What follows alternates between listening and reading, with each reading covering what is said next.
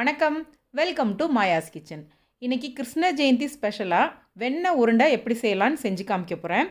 இது பார்த்திங்கன்னா டேஸ்ட் ரொம்ப நல்லாயிருக்கும். கிருஷ்ணருக்கு ரொம்பவே பிடிச்சமான வெண்ணெய் உருண்டை இன்றைக்கி எப்படி செய்யலான்னு பார்க்கலாம்.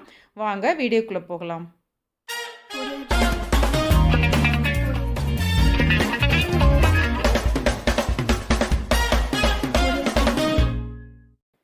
வெண்ணெய் உருண்டை பண்ணுறதுக்கு இன்றைக்கி 1 கப் பச்சரிசி எடுத்துக்கிறேன். ஆப்பத்துக்கு போடுற பச்சரிசி எடுத்துருக்கிறேன். இதை 2 வாட்டி நல்லா கழுவி எடுத்துக்கோங்க. கழுவி எடுத்ததுக்கப்புறமா இதை ஒரு 6 மணி நேரம் ஊற வச்சு எடுத்துக்கோங்க.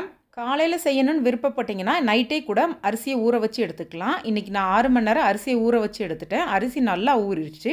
இந்த ஊறின அரிசியை ஒரு ஜல்லடையில் போட்டு இந்த மாதிரி தண்ணியை வடிய வச்சு எடுத்துக்கோங்க. 10 நிமிஷம் தண்ணி நல்லா வடிஞ்சதுக்கப்புறமா இதை துணியில் போட்டு உணர்த்தி எடுத்துக்கலாம். வீட்டுக்குள்ளே ஃபேனுக்கு முன்னாடி 1/2 மணி நேரம் இதை நல்லா உணர வச்சு எடுத்துக்கோங்க. அரிசியில் உள்ள ஈரப்பதம் மாறினா மட்டும் போதுமானது. இப்போ 1/2 மணி நேரம் கழித்து பார்த்திங்கன்னா உங்களுக்கு அரிசியில் உள்ள ஈரப்பதம்லாம் மாறி அரிசி எடுத்து பார்க்கல இந்த மாதிரி உங்களுக்கு உதிர்ந்து வர்ற மாதிரி இருக்கும். 1/2 மணி நேரத்தில் இது உணரலைன்னா கூட கொஞ்சம் நேரம் உணர வச்சு எடுத்துக்கோங்க. இப்போ இதை ஒரு மிக்சர் ஜாரில் போட்டு நல்லா பவுட்ரு பண்ணி எடுத்துக்கலாம். பவுட்ரு பண்ண அரிசியை பார்த்திங்கன்னா இந்த மாதிரி நெருக்கமான ஜல்லடையில் போட்டு சளிச்சு எடுத்துக்கோங்க.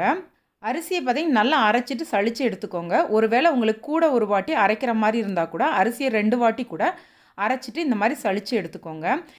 இந்த அளவுக்கு நல்லா சளிச்சு எடுத்ததுக்கப்புறம் பார்த்திங்கன்னா அரிசி கப்பி பார்த்திங்கன்னா எனக்கு இந்த அளவுக்கு கிடச்சிருக்கு. இதை வேஸ்ட் பண்ண வேண்டாம். நம்ம இட்லி தோசைக்கு அரைக்கும் போது சேர்த்து அரைச்சிக்கலாம்.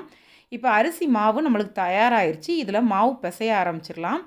மாவு பிசைகிறதுக்கு இதில் கொஞ்சமாக உப்பு சேர்த்துக்கோங்க. 2 சிட்டிகை அளவுக்கு உப்பு சேர்த்துக்கோங்க. கூடவே இதுக்கு 1/4 கப் வெண்ணெய் சேர்க்குறேன். எந்த கப்பில் அரிசி எடுத்தீங்களோ அதே கப்பில் 1/4 கப் அளவுக்கு வெண்ணெய் சேர்த்துக்கோங்க. வெண்ணெய் பார்த்திங்கன்னா ரூம் டெம்பரேச்சரில் இருக்கிற வெண்ணெயாக எடுத்துக்கோங்க. இப்போ நம்ம எடுத்துருக்க வெண்ணெய், உப்பு, இந்த அரிசி மாவு எல்லாத்தையும் நல்லா கலந்து எடுத்துக்கோங்க. வெண்ணெய் பார்த்திங்கன்னா அரிசி மாவோட கலந்து வர்றதுக்கு கொஞ்சம் டைம் ஆகும். இதை நல்லா ஒரு வாட்டி கலந்து எடுத்ததுக்கப்புறமா இந்த மாதிரி 2 கையை வச்சு நல்லா கலந்து எடுத்துக்கோங்க. இந்த மாதிரி கலந்து எடுக்கும்போது பார்த்திங்கன்னா அரிசி மாவும் வெண்ணெயும் நல்லா கலந்து வந்துடும். இந்த அளவுக்கு எல்லாத்தையும் கலந்து ரெடி பண்ணதுக்கப்புறமா இதில் 3 டேபிள் ஸ்பூன் காய்ச்சாத பச்சை பால் சேர்க்குறேன். 3 டேபிள் ஸ்பூன் பால் சேர்த்து ஃபஸ்ட்டு இதை நல்லா கலந்து எடுத்துக்கோங்க. தேவைப்பட்டால் இன்னும் கொஞ்சம் பால் சேர்த்துக்கலாம். பாலை மொத்தமாக சேர்க்க தேவையில்லை. கொஞ்சம் கொஞ்சமாக சேர்த்து நீங்கள் கலந்து எடுத்துக்கோங்க. இப்போ நான் 3 டேபிள் ஸ்பூன் பால் சேர்த்து பிசைஞ்சு பார்க்குறப்ப கொஞ்சம் ட்ரையாக இருக்குது. இதில் இன்னும் 1 டேபிள் ஸ்பூன் பால் சேர்க்குறேன். இன்றைக்கி மொத்தமாக நான் 4 டேபிள் ஸ்பூன் பால் சேர்த்துருக்குறேன். பால் காய்ச்சாத பச்சை பாலாக சேர்த்துக்கோங்க. இந்த அளவுக்கு இதை பிசைஞ்சு எடுத்ததுக்கப்புறமா இதை ஒரு 5 நிமிஷத்துக்கு நல்லா அழுத்தம் கொடுத்து பிசைஞ்சு எடுத்துக்கோங்க. இதை நல்லா 5 நிமிஷத்துக்கு பிசைஞ்சு எடுக்கும்போது பார்த்திங்கன்னா உங்களுக்கு உருண்டை இன்னும் சாஃப்டாக இருக்கும். நல்லா மொறு மொறுனும் கிடைக்கும். இந்த வெண்ணெய் உருண்டைக்கு பார்த்திங்கன்னா மாவு பார்த்திங்கன்னா லூஸாக இருக்கக்கூடாது. அதே நேரத்தில் பார்த்திங்கன்னா உங்களுக்கு இறுக்கி பிசையும் போது பார்த்திங்கன்னா நல்லா ஒன்று போல் திரண்டு வரணும். இந்த அளவில் மாவு பதம் இருக்கிற மாதிரி பிசைஞ்சு எடுத்துக்கோங்க. நான் 5 நிமிஷத்துக்கு இதை நல்லா பிசைஞ்சு எடுத்ததுக்கப்புறமா சின்ன சின்ன உருண்டைகளாக உருட்டி ரெடி பண்ணி எடுத்துக்கோங்க. மாவை சின்ன சின்ன உருண்டைகளாக உருட்டும் போது கொஞ்சம் மாவு மட்டும் எடுத்துகிட்டு மீதி இருக்க மாவை மூடி கூட நீங்கள் வச்சுக்கலாம். மாவு உணராமல் இருக்கும். இந்த அளவுக்கு சின்ன சின்ன உருண்டைகளாக உருட்டி எடுத்துக்கோங்க. உள்ளங்கையில் வச்சு உருட்டும் போது பார்த்திங்கன்னா நல்லா இது உருண்டு வர ஆரம்பிச்சிரும். இப்போ உருண்டைகள் எல்லாமே தயாராக இருக்குது. இதில் ஒரு பிளேட்டை நான் மூடி வச்சிடுறேன். அப்போ தான் நம்மளுக்கு உணராமல் இருக்கும். இது ஒன்றை பொரிச்சிட்டு அடுத்ததை அப்புறமா எடுத்து பொரிச்சிக்கலாம். இப்போ எண்ணெய் காஞ்சதுக்கப்புறமா நம்ம ரெடி பண்ணி வச்சுருக்க உருண்டைகளை போட்டு பொரித்து எடுத்துக்கலாம். ஃபஸ்ட்டு எண்ணெயில் போடையுமே நீங்கள் கரண்டியை வச்சு கிளற வேண்டாம். 2 நிமிஷம் கழித்து நீங்கள் கரண்டியை வச்சு இந்த மாதிரி மெதுவாக கிளறி விட்டுக்கோங்க. இடையில அப்பப்போ கிளறி விட்டுக்கிட்டே இருந்தீங்கன்னா ஒன்று போல் உங்களுக்கு பொன்னிறமாக செவந்து வர ஆரம்பிக்கும். உருண்டைகளை போடும்போது ஹை ஃப்ளேம்லேயும் கொஞ்சம் வெந்து வரும்போது இது மீடியம் ஃப்ளேம்லேயும் வச்சு நல்லா பொன்னிறமாக பொரித்து எடுத்துக்கோங்க. இப்போ இது நல்லா பொன்னிறமாக வந்துருச்சு. நம்ம எண்ணெயிலேருந்து எடுத்துடலாம். இதே மாதிரி எடுத்து வச்ச எல்லா உருண்டைகளையும் போட்டு பொரித்து ரெடி பண்ணி எடுத்துக்கோங்க. இப்போ எல்லா உருண்டைகளும் பொரித்து தயாராகிருச்சு. இதுக்கு தேவையான வெள்ளைப்பாகு ரெடி பண்ணிடலாம். இன்றைக்கி 1/2 கப் தட்டின வெல்லம் எடுத்துருக்கிறேன். இதோடவே 3 டேபிள் ஸ்பூன் தண்ணி சேர்க்குறேன். இந்த வெள்ளைப்பாகு பார்த்திங்கன்னா கரைஞ்சி வடிகட்டுற பதத்துக்கு வந்தால் போதுமானது. இப்போ வெள்ளைப்பாகு பார்த்திங்கன்னா நல்லா கரைஞ்சிருச்சு. இதை நான் வடிகட்டி இன்னொரு பேனில் மாற்றி எடுத்துக்கிட போகிறேன். வடிகட்டி வச்சுருக்க வெள்ளைப்பாகை மீடியம் ஃப்ளேமில் வச்சு கொதிக்க வச்சு எடுத்துக்கோங்க. இது 1 நிமிஷத்துலேருந்து 2 நிமிஷத்துக்குள்ளே இந்த மாதிரி நல்லா நுர பொங்கி வர ஆரம்பிக்கும்.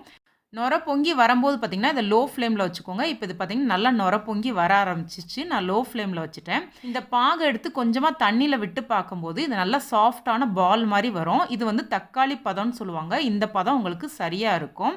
இப்போ இது சாஃப்டான பால் கிடைக்குது பார்த்திங்களா. இப்போ நம்ம கேஸ் ஆஃப் பண்ணிடலாம். இதில் வந்து கொஞ்சமாக ஏலக்காய் தூள் சேர்த்துட்டு நான் கேஸ் ஆஃப் பண்ணிடுறேன். கேஸ் ஆஃப் பண்ணதுக்கப்புறமா நம்ம பொரிச்சு வச்சுருக்க உருண்டைகளை இதோட சேர்த்துடலாம். இப்போ நான் கேஸ் ஆஃப் பண்ணிட்டேன். கேஸ் ஆஃப் பண்ணதுக்கப்புறமா இதை அப்படியே கிளறி விட்டுக்கிட்டே இருங்க. கொஞ்ச நேரத்தில் இந்த வெல்லமெல்லாம் ஆறி நல்லா இறுகி வர ஆரம்பிக்கும். அது வரைக்கும் இதை கிளறிக்கிட்டே இருங்க. கிட்டத்தட்ட ஒரு 2 நிமிஷமாட்டம் ஆகும். இது கைவிடாமல் கிளறிக்கிட்டே இருந்தீங்கன்னா கொஞ்சம் கொஞ்சமாக அந்த வெல்லம் வந்து உங்களுக்கு இறுகி வர ஆரம்பிக்கும். கிருஷ்ணர் ரொம்ப விரும்பி சாப்பிட்றது பார்த்திங்கன்னா வெண்ணெய் விரும்பி சாப்பிடுவார். இந்த கிருஷ்ண ஜெயந்திக்கு இந்த வெண்ணெய் உருண்டை ட்ரை பண்ணி பாருங்கள். டேஸ்ட் ரொம்ப நல்லாயிருக்கும். நம்ம கிளற பார்த்திங்கன்னா பாகு நல்லா இறுகி வர ஆரம்பிச்சிரும். அதே நேரத்தில் இந்த உருண்டை மேலே அந்த வெல்லம் வந்து நல்லா கோட்டிங்காக உங்களுக்கு கிடைக்க ஆரம்பிச்சிரும். இப்போ பார்த்திங்கன்னா நம்ம வெண்ணெய் உருண்டை தயாராகிருச்சு. இந்தளவுக்கு ரெடி ஆனதுக்கப்புறமா நீங்கள் வந்து இதை எடுத்து ஒரு டப்பாவில் போட்டு வச்சிங்கன்னா 10லேருந்து 15 நாளைக்கு வரைக்கும் ரொம்ப நல்லாயிருக்கும். அதே மாதிரி கிறிஸ்பியாகவே இருக்கும். ரொம்பவே டேஸ்டியான வெண்ணெய் உருண்டை கிருஷ்ணருக்கு தயாராகிருச்சு. இந்த ஜென்மாஷ்டமிக்கு இதை ட்ரை பண்ணி பாருங்கள்.